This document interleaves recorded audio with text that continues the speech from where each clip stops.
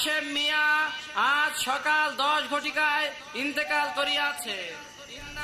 আহারে, প্রতিদিন কেউ না কেউ মরতাছে। ওই বেটা, একটা বুইড়া বেটা মরে গেছে, এটা নিয়ে তো চিল্লাচিল্লি করার কি আছে? হুদাই মাইকিং কইরা কানের পর্দাটা গরম করে ফেলাইছে।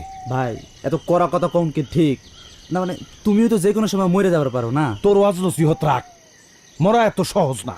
এখনো বিয়া শাদি করলাম না, পোলাপাইন হইল না, আর আমি মরে যাবো না? হ্যাঁ, শোন, বুড়া বয়সে মরার আগে তওবা কইরা আমি ভালো হয়ে যাবো। আমার কাজ আছে, আমি এখন গেলাম। বিকেল বেলা জায়গা মতো চলে আসিস। জি ভাই। চিনি কি একটু বেশি দেয়া যায় না? ভাই ভাই